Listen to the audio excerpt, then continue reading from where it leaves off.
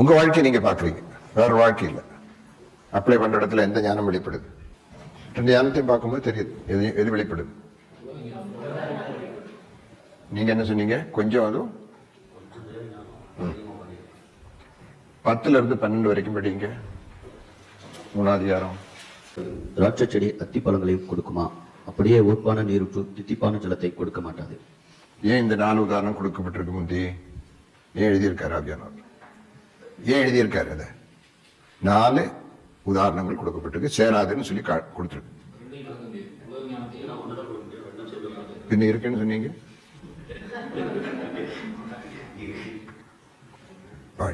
வேதாமம் சொல்றது சரியா, நான் சொல்றது சரியா? 4 காரியங்கள் ஒன்னா சேராது. 5வது சேருமா சேராதா? சேராதுன்றத வலியுறுத்துறதுக்கு தான் அது சொல்லியிருக்கு. சரி, நான் ஒரு உதாரணம் சொல்றேன். ஒரு மாமரத்துல 2-3 தேங்காய் தொங்குது. நீங்க என்ன சொல்லுவீங்க? நான் பார்த்தேன். கிறிஸ்துமஸ் ட்ரீல நிறைய காரியங்கள் தொங்குது. பார்க்கலையா நீங்க? எப்படி தொங்கிச்சு? என்ன செஞ்சாங்க? அதுல கட்டி வச்சாங்க. மாமரத்துல தேங்காய் கட்டி வைக்க முடியாதோ? கட்டி வச்சாங்க.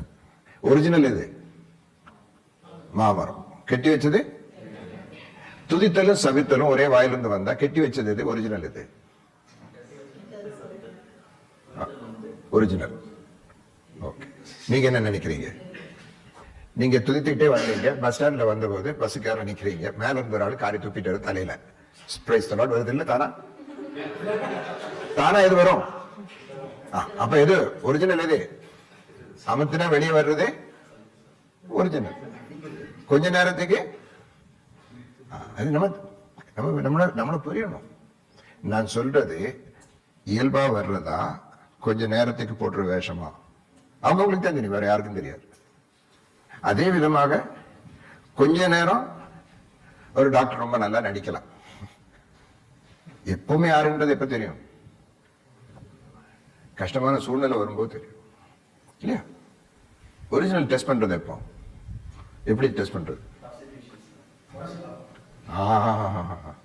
உரசி பார்க்கும்போது தெரியும்.